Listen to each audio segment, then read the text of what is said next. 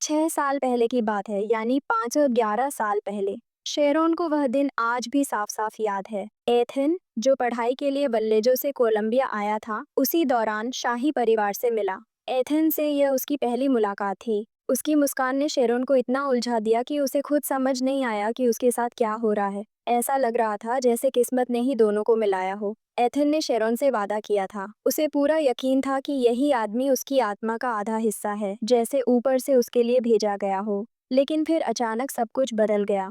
Ethane के सौतेले भाई प्रिंस कालेब ने उसकी गैरहाजिरी का फायदा उठाकर बगावत कर दी। एथेन को मजबूरी में अपने देश वल्लेजो लौटना पड़ा। शेरोन उसे अकेले जाने नहीं देना चाहती थी, लेकिन हालात बहुत खतरनाक थे, इसलिए एथेन उसे साथ नहीं ले जा सका। शेरोन उसे बहुत प्यार करती थी और उसे पूरा भरोसा था कि दूरी से उसके जज्बात नहीं बदलेंगे। एथेन ने उसे वादा किया कि वह उसके लिए सिंहासन पर बैठेगा, सम्राट बनेगा, और जब वह आएगी तो उसके स्वागत के लिए सबसे शानदार आयोजन करेगा। उसने कहा कि अगर शेरोन उसका इंतजार करे तो वह उसके पिता से शादी की इजाज़त भी मांगेगा। एथेन से विदा लेने के बाद शेरोन हर दिन मंदिर जाकर उसकी सेहत और सुरक्षा के लिए दुआ करती रही। उसकी दुआओं में सच्चाई और अपनापन भरा हुआ था। 2 साल बाद खबर आई कि वल्लेजो को नया शासक मिल गया है और उसका नाम एथन वल्लेजो है। युवा सम्राट का राज तिलक हो चुका था। इसके बाद भी शेरोन हर दिन उसके लिए प्रार्थना करती रही। 2 महीने और गुजरे, तब उसे समझ आया कि अब एथेन पूरे राज्य की जिम्मेदारी संभाल रहा है, लेकिन उसके बारे में सोचने से वह खुद को रोक नहीं पाती थी। शेरोन को लगता था कि देश के लिए उसे धैर्य रखना होगा, क्योंकि वह एथेन की पत्नी बनने वाली थी और उसे उस पद के लायक बनना था। उसी दिन से उसने और ज्यादा पढ़ाई करने का फैसला किया। उसे पता था कि सम्राट की पत्नी को पूरे राज्य की संस्कृति और व्यवस्था की जानकारी होनी चाहिए। वह चाहती थी कि जब वह एथेन से मिले तो उसे अपने ज्ञान से चौंका दे। एक दिन शेरोन ने गलती से वल्लेजो से आए एक संदेश की बात सुन ली, जिसमें सगाई का प्रस्ताव था। वहां सम्राट एथेन की शादी की चर्चा हो रही थी। यह सुनते ही शेरोन को लगा कि बात उसी की हो रही है। कोलंबिया के सम्राट ने भी वल्लेजो को बधाई दी और आने वाले शाही जोड़े के सुखी जीवन की कामना की। इन शब्दों के बाद शेरोन को शक होने लगा कि कुछ गलत है। तभी उसने सुना कि दुल्हन ड्यूक लियो की बेटी लेडी सैंड्रा है।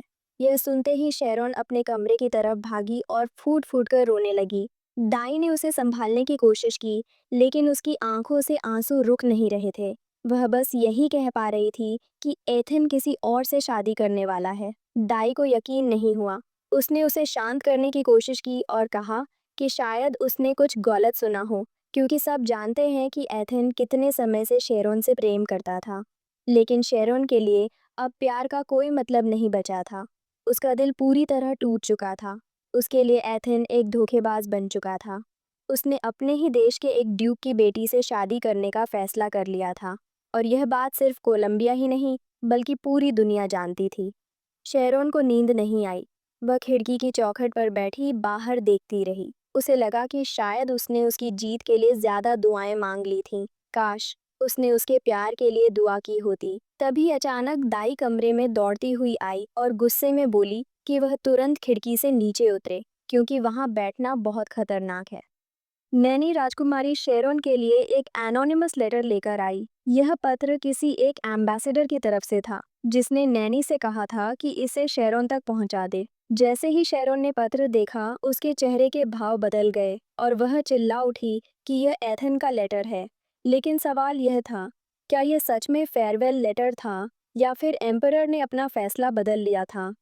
अगली सुबह शेरोन अपने पिता एम्परर ऑफ कोलंबिया के पास गई और उनसे विएजो जाने की परमिशन मांगी। पिता तुरंत समझ गए कि वह ऐसा क्यों चाहती है। वह एथेन को अच्छा इंसान मानते थे, लेकिन उन्हें लगता था कि वह उनकी बेटी के लिए सही नहीं है।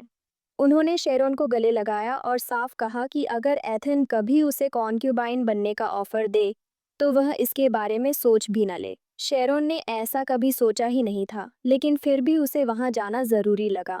आखिरकार पिता को उसकी जिद माननी पड़ी, लेकिन उन्होंने 2 शर्तें रखीं। पहली, जो कुछ उसने किया है उसके वह वहां एम्बेसडर्स की रिप्रेजेंटेटिव बनकर जाएगी। इसके बाद शेरोन अपनी जर्नी पर निकल पड़ी। पैलेस पहुंचते ही बटलर ने राजकुमारी से मुलाकात की। वह थोड़ा कंफ्यूज था क्योंकि उसे नहीं पता था कि शेरॉन खुद आएगी। लेकिन शेरॉन ने कहा कि हिज मैजेस्टी उसका दोस्त है और वह इस विजिट से खुश होगा। बटलर मान गया कि एम्परर को सच में खुशी होगी कि कोई उसे पर्सनली कंग्रेचुलेट करने आया है, और उसने शेरॉन के नेतृत्व में आए एम्बेसडर्स को पैलेस के अंदर ले गया। शेरॉन ने हमेशा वालेहो आने का सपना देखा था, लेकिन उसने कभी नहीं सोचा था कि हालात ऐसे होंगे। उसे अंदाज़ा नहीं था कि उसे अपने ही प्यार की दुल्हन के लिए गिफ्ट चुनना पड़ेगा और उसकी वेडिंग की तैयारी करनी पड़ेगी। जैसे ही राजकुमारी रिसेप्शन रूम में पहुंची, एथन वल्लेजो उसकी तरफ दौड़ा और बोला कि उसे उसकी बहुत याद आई। शेरॉन ने एम्परर को पीछे धकेला और उसे सिर्फ 5 मिनट दिए यह समझाने के लिए कि उसने उसे छोड़ने की हिम्मत कैसे की। एथन ने दिखाया कि कुछ भी बहुत बुरा नहीं हुआ है। शेरॉन को काम करने की कोशिश की और कहा कि वह इतनी क्रूअल न बने। जब उसके पास 4 मिनट बचे थे तो एथन ने गहरी सांस ली और सब कुछ बता दिया। उसने कहा कि अपराइजिंग के दौरान उसका भाई प्रिंस कालेब उसकी सोच से कहीं ज्यादा ताकतवर निकला, और सबसे ताकतवर था ड्यूक लियो, जो कालेब के साथ था। कालेब को रोकने के लिए एम्परर को ड्यूक की हेल्प चाहिए थी, इसलिए उसने उसे अपनी तरफ लाने की कोशिश की। ड्यूक सिर्फ एक शर्त पर माना कि एम्परर उसकी बेटी लेडी सैंड्रा को अपनी एम्प्रेस बनाए। यह सुनते ही शेरॉन ने पूरी ताकत से एम्परर के पैर पर पैर रखा, पलटी और वहां से जाने लगी। जाते जाते उसने कहा कि लोग सबसे पहले अपने बारे में ही सोचते हैं और वह भी कोई अलग नहीं है। लेकिन इसका मतलब यह नहीं था कि वह उससे नाराज नहीं थी। एम्परर कम से कम उसे वॉर खत्म होने की खबर तो दे सकता था। उसे यह सब वेडिंग न्यूज़ से पता चला। एथन उदास खड़ा रहा और उससे कहता रहा कि वह ऐसा न कहे, क्योंकि उसने उसे इस वजह से नहीं बुलाया था। फिर उसने शेरॉन से अपने प्यार का इजहार किया। शेरॉन ने उसे हैरानी से देखा, जैसे उसे समझ ही न आ रहा हो कि वह किस तरह के लव की बात कर रहा है। एथन ने उससे सिर्फ 5 साल वेट करने को कहा। उसने बताया कि उसने लड़ाई जीत ली है, लेकिन अभी भी ड्यूक लियो के सारे सपोर्टर्स खत्म नहीं हुए हैं। इन 5 सालों में वह उन्हें हटा देगा और ड्यूक की पावर भी खत्म कर देगा। यह सुनकर शेरॉन गुस्से से भर गई, क्योंकि इन 5 सालों में वह न सिर्फ अपनी वाइफ के साथ रहेगा, बल्कि एक कॉन्क्यूबाइन भी होगी। लेकिन एम्परर ने वादा किया कि पूरे 5 साल वह सिर्फ शेरॉन के लिए फेथफुल रहेगा। शेरॉन यह मानने ही वाली थी कि वह भी एथेन से प्यार करती है, लेकिन सच यह था कि इन 5 सालों में वह किसी और औरत का पति होगा। उसने एम्परर से कहा कि उसे जाने दिया जाए। फिर वह मुड़ी और एग्जिट की तरफ बढ़ गई। पीछे से एथेन चिल्लाया और उसे रुकने के लिए कहा। लेकिन शेरॉन का मानना था कि अगर वह सच में चाहता है तो लेडी सैंड्रा से अभी रिश्ता तोड़े, 5 साल बाद नहीं। तभी कमांडर राजकुमारी के पास आया और उससे पूछा कि क्या वह ठीक है। शेरॉन ने जवाब दिया कि नहीं, वह ठीक नहीं है।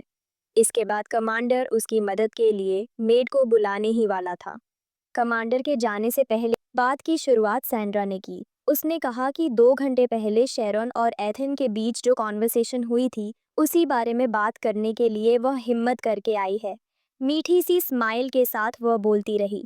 उसे लगा कि उसकी सोच हिज मैजेस्टी और शेरॉन दोनों से अलग है, इसलिए वह ऑनेस्टली बात करना चाहती है। सैंड्रा ने साफ कहा कि उसका 5 साल बाद एम्परर से डिवोर्स लेने का कोई इरादा नहीं है।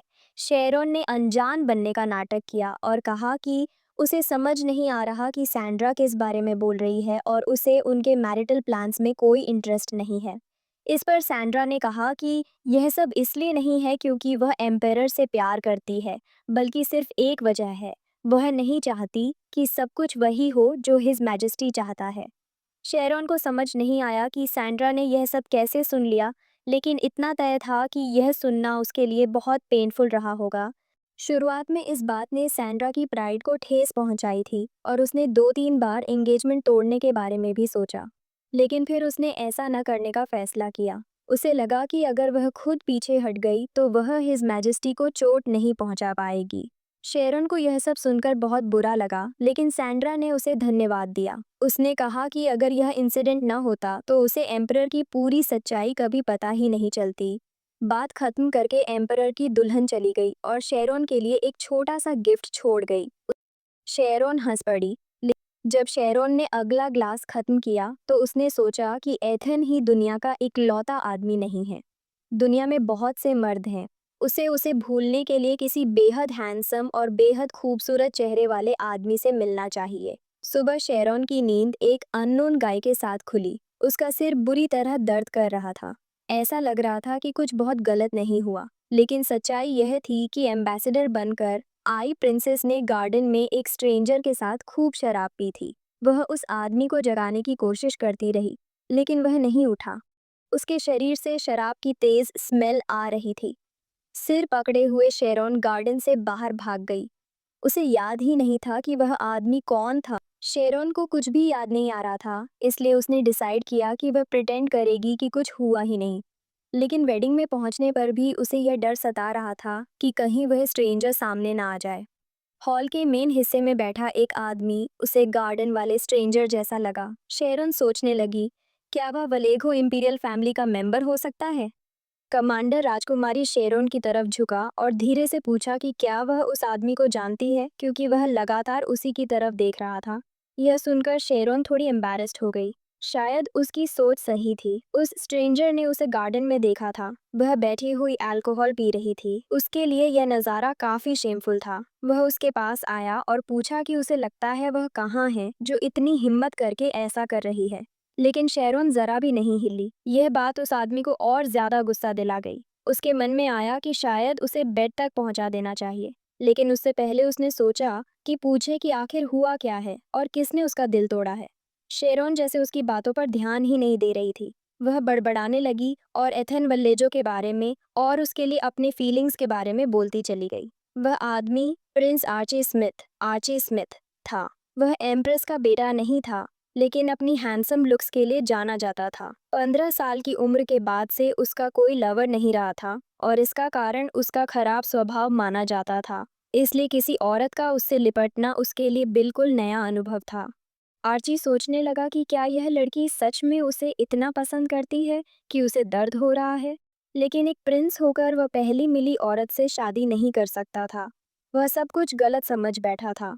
उसे उस लड़की के लिए बहुत दया आई और उसे समझ नहीं आया कि आखिर उसे वही क्यों पसंद आया। आर्ची इस बात से परेशान था कि शेरोन गार्डन में उसे छोड़कर भाग गई और अब उसकी तरफ देख भी नहीं रही थी। वह पीछे से उसके पास आया और बोला कि यूं नजरें चुराने से अच्छा है कि वे एक दूसरे को ठीक से जाने। तभी कमांडर तुरंत सामने आ गया और आर्ची से पूछा कि वह कौन है। उस आदमी ने अपना परिचय दिया, आर्ची स्मिथ, प्रिंस ऑफ वालेजो। यह सुनते ही शेरोन को लगा कि वह पूरी तरह पागल हो गई है। वह न सिर्फ इंपीरियल फैमिली के एक मेंबर के साथ सुबह उठी थी, बल्कि एथेन के भाई के साथ।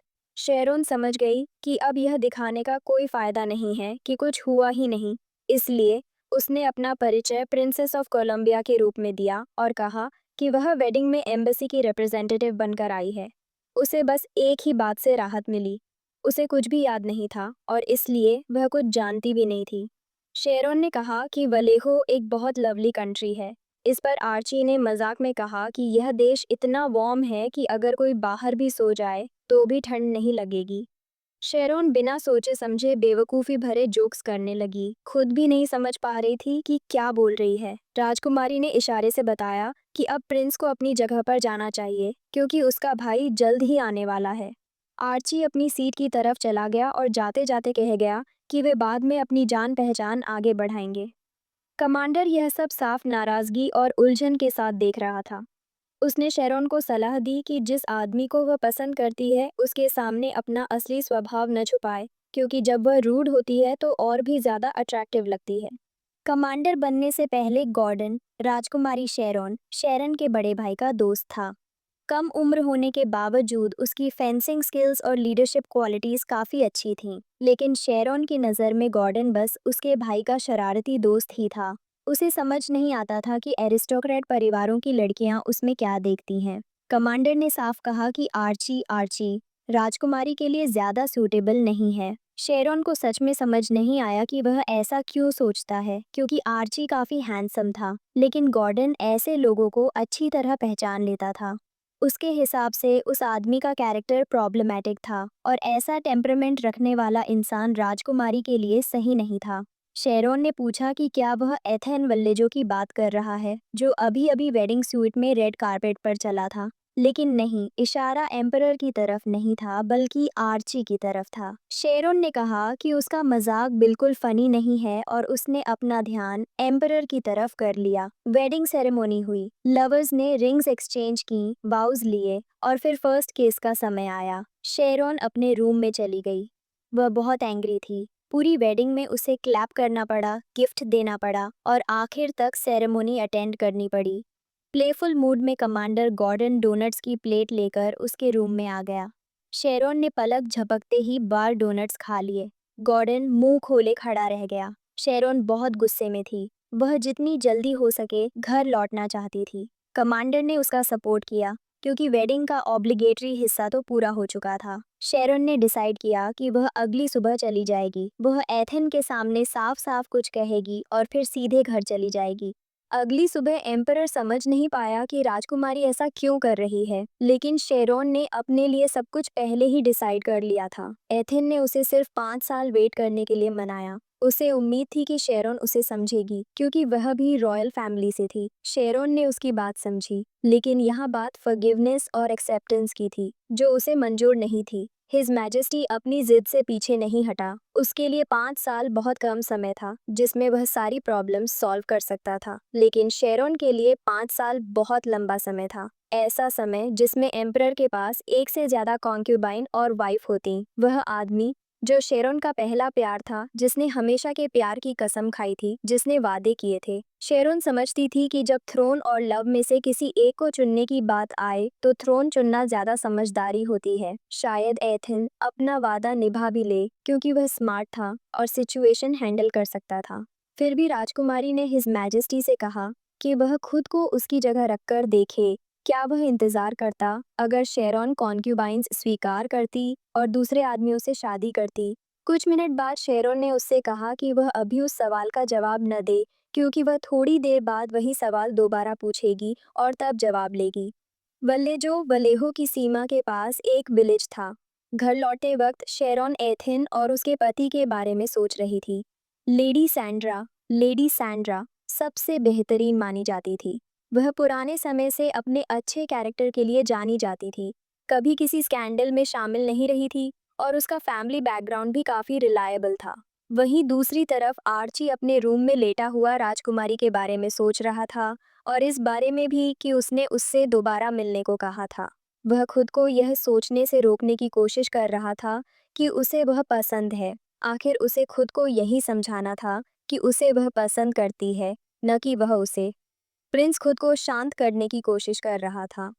यात्रा की थकान और टूटे दिल के दर्द से शरण अभी संभली भी नहीं थी कि एक बुरी खबर आ गई। उसके बड़े भाई ने क्राउन प्रिंस बनने से मना कर दिया और एक महान सेज बनने का रास्ता चुन लिया। शेरोन को यकीन ही नहीं हो रहा था कि फ्रेड अगला क्राउन प्रिंस बनेगा। राजकुमारी के पिता ने उसे सख्त मना कर दिया कि वह अपने बड़े भाई का नाम तक न ले। असल में गद्दी एम्प्रेस के बेटे को मिलती है, लेकिन कई बार ऐसा भी हुआ है कि उसके बाद एम्प्रेस की बेटी की जगह किसी कॉन्क्यूबाइन का बेटा सिंहासन पर बैठ गया।